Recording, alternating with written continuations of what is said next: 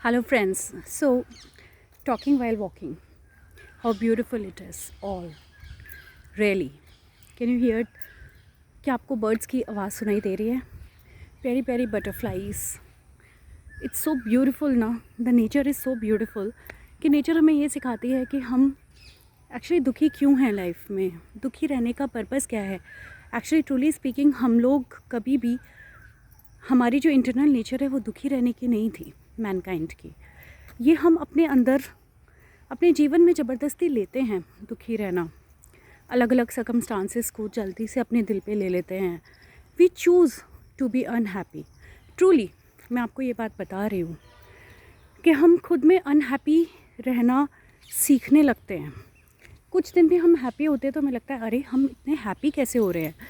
But हम लोग हमेशा से जो हमारा इंटरनल है that wanted to be happy, but हम कोई ना कोई चीज़ पकड़ कर अनहैप्पीनेस को इनवाइट कर लेते हैं.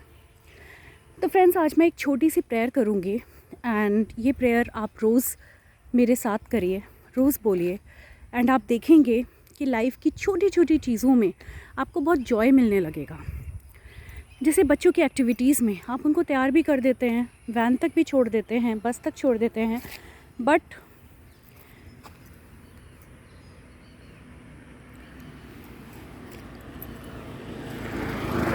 आई एम श्योर कि आप उनसे बात भी नहीं करते हैं, उनसे हंसी मजाक नहीं करते हैं. अगर आप बच्चों से बातें करने लगे ना, वो एक फ़िल्म की तरह है. उनकी जो बातें हैं, उनके दोस्त, उनकी लाइफ, उनके सपने, आपको कुछ करने के लिए वो अपने सपने भी उसी समय क्रिएट कर सकते हैं. And they have selfless love for you, you know. As a mother, as a father, आप कितने भी इम्परफेक्ट होंगे ना, कितने भी इम्परफेक्ट, पर फिर भी आपका बच्चा यही कहेगा उसे सबसे ज़्यादा अपनी मम्मी पसंद है, उसे सबसे ज़्यादा अपना पापा पसंद है, और वो किसी और को मम्मी पापा नहीं बनाना चाहते. है ना दोस्त, है ना फ्रेंड्स. बहुत अजीब सी बात.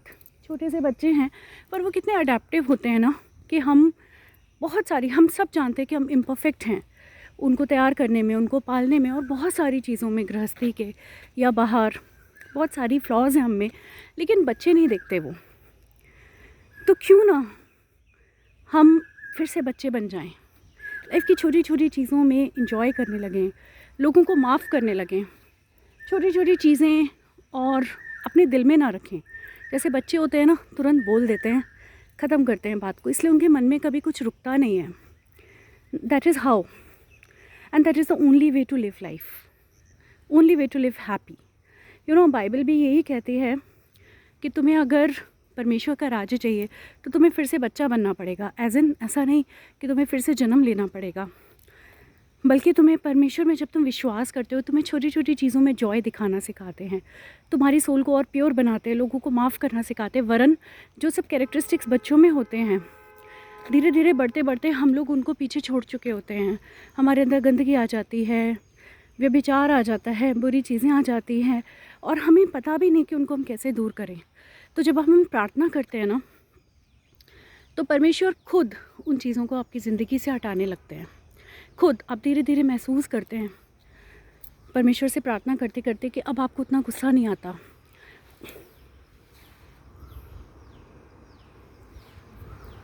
आई एम सॉरी फ्रेंड्स, शायद मेरी आंखों में ऐसा लगा कोई इंसेक्ट चला गया था, तो मैंने रिमूव कर दिया है. और हम लोग छोटी छोटी बातों में जो गुस्सा हो जाते थे, हम लोगों को अब माफ़ करने लगे हैं. हम उनका एंगल समझने लगे हैं कि शायद वो अपनी लाइफ में कहीं स्टक हैं, शायद इसलिए वो ऐसा बिहेव कर रहे हैं. हम कंपैशनेट हो जाते हैं, हम काइंडनेस करने लगते हैं. जो सिचुएशंस लोगों को इजीली नहीं दिखती वो हमें नज़र आने लगती है कि कोई अवसाद में, परेशानी में, हम उसकी मदद करें.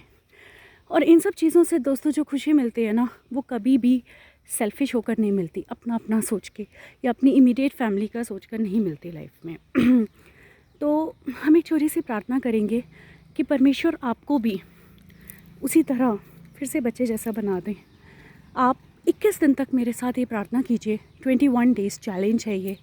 और अगर आप खुश ना रहने लगें तो आप इस चैनल को आगे मत देखिएगा. ये 21 डेज़ का चैनल है, 21 डेज़ का चैलेंज है. And I commit to you कि विद इन 21 डेज़ आपको सिर्फ हर दिन ये 1 मिनट की प्रार्थना करनी है, जो मैंने मेरे साथ साथ बोलना है बस। एंड आप रोज़ फॉरवर्ड करके उस प्रार्थना तक जा सकते हैं। And I commit to you कि आप ज़िंदगी में कुछ भी टर्बुलेंस हो रही हो, आप उसको पीछे रख कर और खुश रहकर आगे बढ़ने लगेंगे लाइफ में, और आप अपनी लाइफ में आसपास के लोगों के लिए भी खुशी का रास्ता बनेंगे। ओके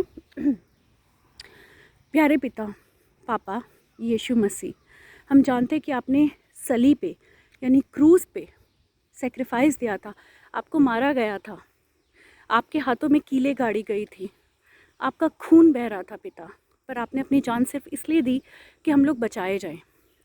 क्योंकि बाइबल ये कहती है, वचन ये कहता है कि अगर तुम परमेश्वर के सेक्रीफाइस में विश्वास करते हो कि वो धरती पर आए देह लेकर, मनुष्य बनकर, और उन्होंने हमारे लिए अपनी जान दी और तीसरे दिन जी उठे, तो परमेश्वर का राज्य आपका है, परमेश्वर के आप बेटे या बेटियां कहलाएंगे। और उस नाते आपको दुखी रहने की बिल्कुल ज़रूरत नहीं है, इस दुनिया में भी और इस दुनिया के बाद भी। इस दुनिया में भी हाथ पकड़ के परमेश्वर आपको सारी बाधाएं क्रॉस कराएंगे। जहाँ ज़्यादा बड़ी बाधा होगी वो आपको गोद में लेके चलेंगे। तो पिता, मैं प्रार्थना करती हूँ कि जो भी इस वीडियो को सुन रहा है, जो भी भाई या बहन इस वीडियो को सुन रहे हैं, या अपनी किस परेशानी में है पिता, हम तो यहाँ तक देख सकते हैं, पर आप उनकी लाइफ में उनका पास फ्यूचर सब कुछ देख सकते हैं पिता, उनकी लाइफ को खगोल सकते हैं। हम प्रार्थना करते हैं पिता कि अपनी उंगली उठाइए, अपनी शक्ति वाले हाथ उठाइए पिता, और स्वर्गदूतों को आदेश दीजिए कि वो जाकर इन भाई बहन की ज़िंदगी में सिक्के हिलाना शुरू करे, गोटियाँ हिलाना शुरू करे, और इनको वो जॉय दे, वो हैप्पीनेस दे, और स्पेशली वो पीस दे जो इस दुनिया में सिर्फ़ और सिर्फ प्रभु यीशु मसीह से मिलता है।